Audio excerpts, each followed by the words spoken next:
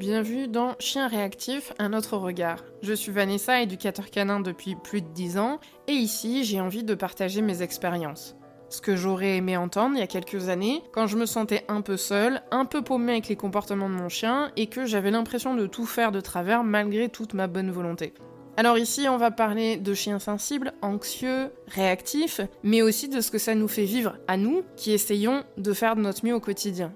Pas pour rajouter des injonctions, pas pour chercher à tout contrôler, mais juste pour remettre un petit peu de clarté et peut-être se sentir un petit peu moins seul avec tout ça. Bienvenue dans ce nouvel épisode où aujourd'hui j'ai envie d'aborder un sujet qui revient très souvent dans mes conversations et qu'on sous-estime beaucoup et qui pourtant fait une vraie différence quand on accompagne un chien sensible, anxieux ou réactif, mais finalement quand on accompagne un chien tout court. On entend beaucoup parler d'habituation, d'exposition, de lui faire voir du monde, de lui faire rencontrer des congénères. Et on est beaucoup exposé à ce discours, que ce soit sur Internet, mais pas que, qui dit qu'un chien doit s'habituer. Il faut le confronter, il faut le sortir, il faut le mettre en situation encore et encore et encore. Et que c'est que comme ça, finalement, qu'il apprendra. Et ce message, il finit par s'imprimer très fort en nous. Et je vois souvent que ça crée une forme d'angoisse du « et si j'en faisais pas assez ?» Et s'il progresse pas, finalement, parce que je ne l'expose pas assez. Et on se met souvent cette espèce de pression, probablement par envie d'être à la hauteur, d'être un bon humain pour son chien, de pas vouloir le priver de ses sorties, de pas passer à côté de ce qu'il pourrait vivre. Et dans ce contexte-là, quand, après avoir vu un peu la situation dans son ensemble, je conseille d'envisager de ralentir ou d'alléger les sorties pour faire moins mais mieux, je sens que ça crée tout de suite un peu une crispation parce que ça peut donner l'impression de, tout d'un coup, faire moins bien. De pas répondre suffisamment aux besoins de son chien, ou tout du moins de ce qu'on imagine être ses besoins. Et souvent, on confond quantité d'action avec qualité d'action. Et quand on commence à revoir sa perception par rapport à ça, c'est là que commence un accompagnement qui va être beaucoup plus ajusté et du coup beaucoup plus efficace. Alors aujourd'hui, j'aimerais t'expliquer pourquoi le nombre d'expositions ne garantit absolument rien et pourquoi c'est la qualité de l'expérience émotionnelle qui fait en réalité toute la différence. Mais comme je t'ai dit, l'idée de faire moins, elle réveille souvent plein de doutes, parce que sur le papier, ça paraît logique, et je suis sûre que tu es en train de te dire, bah oui, c'est paraît logique, la qualité vaut mieux que la quantité, mais dans la vraie vie, quand on est seul face à son chien, dans l'incertitude de ce qu'on est en train de mettre en application, et avec ce discours systématique de il faut faire plus, il faut faire plus, il faut faire plus, ou cette impression personnelle de devoir faire le maximum, eh bien c'est autre chose. Donc ce que je te propose maintenant, c'est de regarder d'un peu plus près ces inquiétudes qui freinent souvent ce changement d'approche, celles que je croise en tout cas régulièrement en séance et que peut-être tu vis toi aussi et qui vont te permettre d'envisager peut-être les choses différemment. J'ai relevé 4 freins qui sont les plus fréquents avec les erreurs qui vont avec et la première crainte que je retrouve très souvent, surtout chez les humains qui ont un chien qui est déjà réactif avec ses congénères, mais aussi avec les humains, c'est l'idée que s'il sort moins, s'il croise moins, il va perdre l'habitude entre guillemets et que ce sera encore pire. Et souvent on me dit non mais attends, si je fais ça, déjà que là son comportement c'est hyper compliqué, si il voit moins d'humains ou moins de chiens, là ça va être la catastrophe. C'est une peur réelle qui est compréhensible, mais ce qu'on oublie souvent, c'est que la socialisation ou la perception que le chien a de ses congénères, des humains ou quoi, ça ne passe pas par la quantité de contacts, mais ça passe par la qualité des expériences vécues. Je m'explique. Un chien, dans sa balade, il peut croiser 10 congénères et en ressortir extrêmement tendu, agressif ou épuisé. Mais il peut aussi croiser un seul chien ou un seul humain dans de bonnes conditions, par exemple à bonne distance s'il a besoin de distance, mais des fois pas forcément, et repartir plus détendu qu'il l'était en arrivant, parce que cette seule et unique interaction de sa balade, de sa journée, s'est bien passée. Donc croiser moins, ça n'équivaut absolument pas à désocialiser. Ce qui désocialise, c'est de faire vivre à son chien trop de moments inconfortables où il apprend que l'autre, que les autres, sont source de stress. La deuxième difficulté, le deuxième frein, c'est ce que je disais tout à l'heure, ce sont les doutes sur le bon dosage d'exposition. Parce qu'il faut bien qu'il s'habitue. Et ça, c'est un truc qui reste en fait. Mais il va bien falloir qu'il s'habitue quand même à un moment. Et oui, l'habituation, ça existe, mais ça fonctionne pas n'importe comment. Et apprendre à un chien à s'habituer à quelque chose petit à petit, ça se fait uniquement quand le chien il se sent en sécurité, qu'il est disponible émotionnellement et sous son seuil de tolérance. Donc ça signifie que quand il est déjà tendu, quand il est en surcharge, quand il est en hypervigilance, il n'apprend absolument pas à faire autrement. Il n'apprend absolument pas à s'habituer à ce qui l'entoure. Il encaisse, il subit, il se fige ou il explose en fonction de la situation, mais il n'intègre pas que ça fait partie de son environnement et qu'il n'a pas besoin de réagir. Et ce qu'on prend d'habitude pour une exposition utile, en fait, c'est souvent une répétition de stress dans lequel le chien n'apprend rien à part le fait que son environnement lui est hostile. Et à force, ça va creuser l'écart entre ce qu'on souhaiterait, ce qu'on voulait faire avec cette soi-disant habituation, et ce qui se passe en réalité pour notre chien. Autre chose qui peut créer une crispation ou qui a tendance un petit peu à piquer quand je parle de réduire un petit peu les balades, c'est cette impression de régression. Ça, c'est un point qui revient souvent, c'est « mais oui, mais si on fait moins, on va pas régresser ?» Alors ça veut pas dire qu'on va désocialiser le chien, mais ça veut dire qu'avec tous les efforts qu'on a fait, tout ce qu'on a essayé de mettre en place, en fait, ce que tu es en train de me dire là, c'est que ça servait à rien et qu'il faut que je revienne en arrière. Donc c'est pas tout à fait le même doute, c'est pas tout à fait la même chose. Et je comprends ce réflexe. Quand on a l'impression d'avoir justement avancé, c'est difficile d'accepter que ce qui nous fait faire un pas de plus vers notre objectif, entre guillemets, c'est-à-dire se sentir plus à l'aise et plus apaisé avec notre chien, c'est l'idée de ralentir. Et donc parfois, de s'interdire à nouveau certains endroits temporairement. Oui, mais parce qu'avant, il savait faire. Sauf que dans les faits, faire une pause ou alléger temporairement les expositions, à certains moments, c'est permettre au système émotionnel du chien, ou du tien, ça dépend, de respirer, de laisser le temps au corps, au cerveau, d'intégrer tout ce que tu lui as fait faire. Et c'est d'ailleurs souvent là que les choses se décantent. Et moi, ce que je vois souvent, c'est que justement les vraies progressions durables, elles arrivent après des temps de pause bien gérés. Donc faire des pauses, réduire les activités, réduire ou refuser temporairement certains lieux, parce que là, en ce moment, il est un peu plus tendu que d'habitude, ce n'est pas régresser. Ça fait partie de la progression, ça fait partie de l'évolution, et ça fait partie de ce qui fait qu'à un moment donné, ça va débloquer les choses. Et moi, je trouve ça quand même plutôt cool de savoir qu'on n'est pas tout le temps obligé de se mettre la pression et que parfois, oui, on a le droit de lever le pied et que non seulement on en a le droit, mais que c'est bénéfique. Et puis parfois, ce petit grincement interne, quand on entend qu'il va falloir ralentir, c'est une petite voix intérieure qui n'a rien à voir avec le chien. Et cette petite voix qui dit en permanence « tu devrais faire plus ». Et elle dit « tu devrais faire plus » pas qu'avec le chien. C'est une petite voix qui compare avec notre ancien chien, avec le chien du voisin, avec le chien de la tata, ou avec ce qu'on a vu sur Facebook, sur Instagram ou je ne sais où. C'est une petite voix qui culpabilise parce que t'en fais pas assez, parce que t'es trop nul, parce que tu comprends rien, parce que ce chien te mérite pas. C'est horrible, hein. On a vraiment cette petite voix qui nous tape dessus à longueur de temps et les gens dans la rue ou notre famille ne nous diraient pas le quart de ce qu'on peut se dire violemment à l'intérieur de nous-mêmes. Et cette petite voix qui nous culpabilise, qui se compare, elle nous pousse à sortir, à faire, à essayer de tester de nouvelles techniques, des fois complètement improbables, même quand on n'a ni l'énergie, ni la dispo émotionnelle, ni finalement le feeling pour certaines techniques ou certaines approches, parce que il faut faire et que c'est jamais assez. Et je le vois très clairement, il y a beaucoup d'humains qui en font en fait beaucoup trop par peur de ne pas en faire assez. Mais faire trop, quand on est deux sous tension, le chien et l'humain, ça use. Et en fait, ça aide personne. Et c'est important de se souvenir qu'accompagner un chien sensible, qu'il soit anxieux, réactif ou peu importe le mot qu'on met derrière, c'est pas une course à la performance. C'est un travail de régulation, de lien et d'écoute. Et parfois, cette écoute, elle commence par accepter de faire moins, mais mieux. De s'écouter intuitivement soi et pas d'écouter tout ce qui se trouve autour. Y compris moi si ce que je te dis ça te parle pas. Et donc ces croyances, aussi bien intentionnées qu'elles soient, elles amènent forcément des erreurs en promenade qui peuvent aggraver la sensibilité de son chien et ses réactions. Et alors je dis pas ça pour culpabiliser davantage, mais parce que c'est en prenant conscience de ce qu'on fait qu'on peut changer ses actions au quotidien. Et je le dis très souvent en séance, c'est que je pointe pas ça pour faire la morale, mais pour qu'on puisse observer ensemble ce qui peut être ajusté.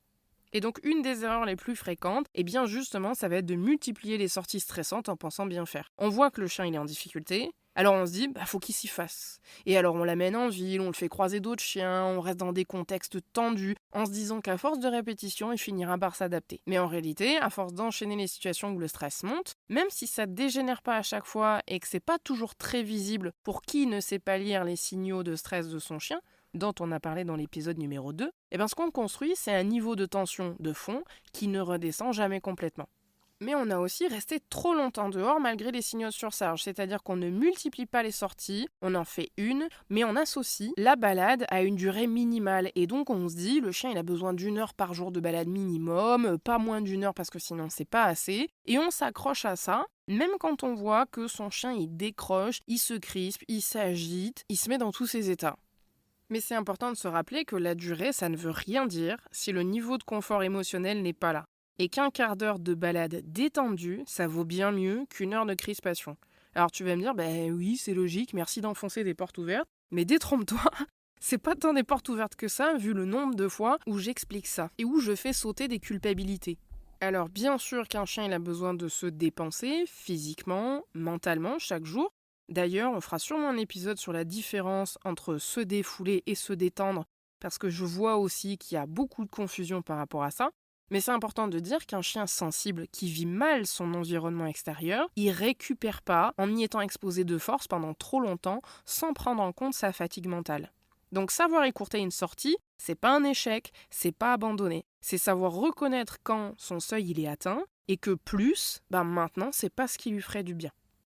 Troisième erreur qu'on peut faire souvent, c'est de choisir les lieux pour leur variété et pas pour leur lisibilité. C'est-à-dire que je vois beaucoup d'humains qui changent très souvent d'endroit, en pensant que justement ça va être plus stimulant et plus intéressant pour le chien. Parce qu'il y a de nouvelles odeurs, de nouveaux lieux, de nouvelles explorations. Et dans l'absolu, ça peut l'être, oui, je suis d'accord, mais, parce qu'il y a un mais, pour les chiens qui ont les ressources pour ça.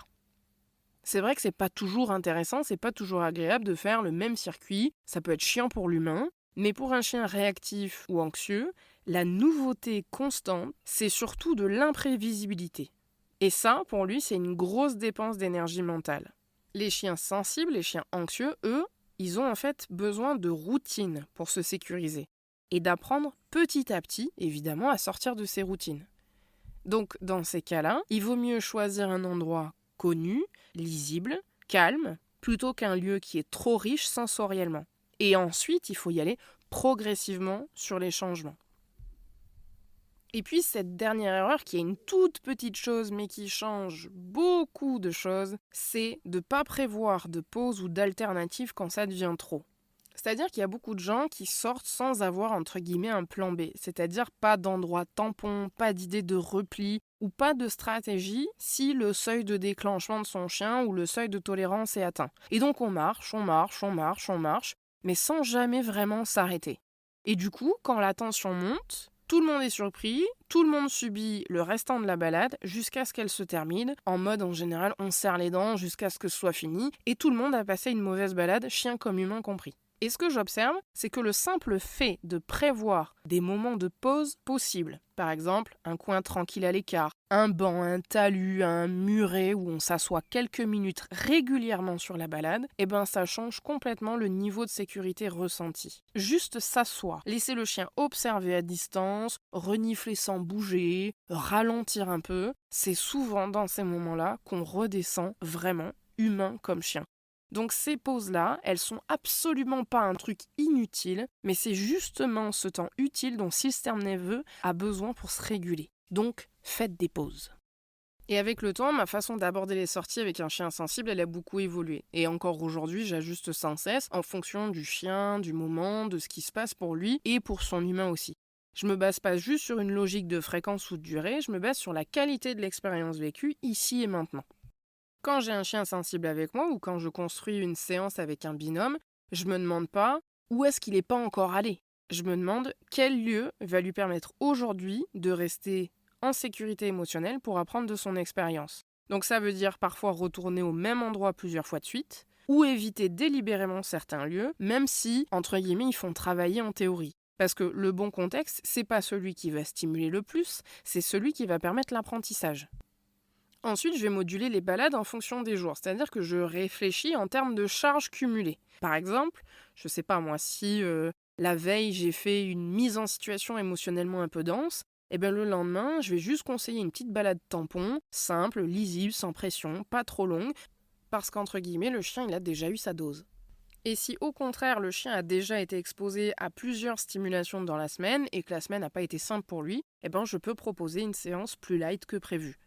En fait, c'est exactement ce qu'on ferait avec un sportif. On n'enchaîne pas entraînement intense sur entraînement intense, sinon on finit par se cramer.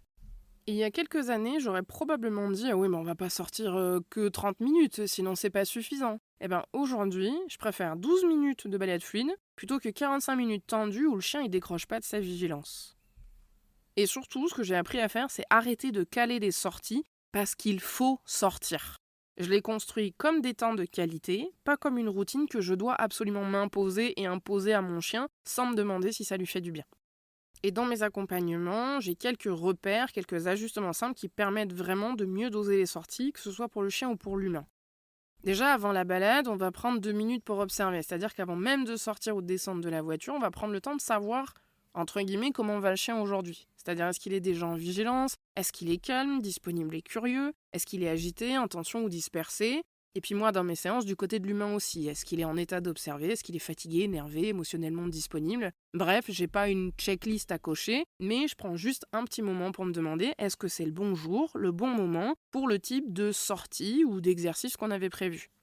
Pendant la sortie, j'essaye aussi de garder un principe simple, c'est que la balade, c'est pas une ligne droite à tenir. On peut faire demi-tour, on peut s'arrêter, on peut s'écarter du chemin prévu, parce que le chien il a besoin de s'éloigner. Et donc, je propose souvent des micro-pauses, justement pour observer ensemble, des temps de reniflage sans vraiment objectif, des changements de rythme si je vois que le tension monte. Et si je sens que la balade se tend trop, eh ben je peux choisir de rentrer à la voiture, voire de rentrer tout court. Parce que c'est pas un échec, c'est un moment où je sais que si je vais plus loin que ça, je vais trop loin.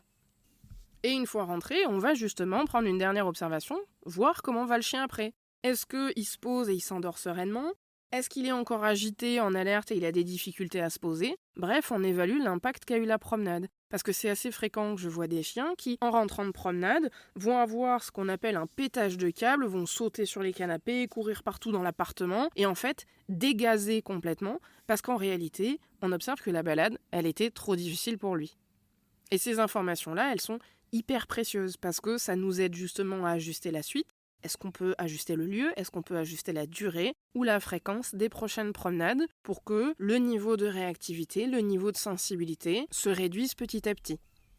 Et ce que j'ai pu observer sur les chiens que j'accompagne comme ça, avec des balades qui sont pensées pour leur sécurité émotionnelle et pas juste pour les habituer, eh ben c'est une vraie progression. Alors parfois elle est hyper rapide, parfois elle est plus lente, c'est pas toujours hyper spectaculaire, mais dans tous les cas, c'est visible et c'est durable. Donc pour résumer, ton chien il n'a pas besoin de plus de confrontation, il a besoin de plus de lisibilité, de confort et de prévisibilité dans ses promenades. Et toi aussi. Parce qu'essayer d'en faire toujours plus malgré la fatigue, le stress, c'est une pression qui est énorme et c'est un terrain épuisant sur le long terme. Donc alléger la fréquence, simplifier les balades, s'autoriser à faire moins, mais mieux, c'est parfois exactement ce qu'il faut pour que ton chien et que pour toi, vous retrouviez de la marge de manœuvre. Donc pose-toi la question, si tu sens que les balades deviennent lourdes, que la pression monte ou que la fatigue s'installe petit à petit, peut-être que c'est pas une question de faire plus, peut-être que c'est juste le bon moment pour faire autrement. Parce qu'à la base, et c'est hyper important de le rappeler parce que je crois que parfois on l'oublie, la balade c'est censé être un plaisir, un moment de détente avec ton chien, un moment de lien pour vous deux. Et je sais que c'est pas toujours facile. Donc tout ce qu'on peut faire pour améliorer ce plaisir et cette détente, il faut le prendre. Et du coup, je te pose la question, est-ce que toi, t'as l'impression qu'il y a des moments où vous en faites trop tous les deux? Est-ce qu'il y a des choses que tu pourrais alléger ou ajuster pour que ta balade, elle redevienne un moment un petit peu plus agréable?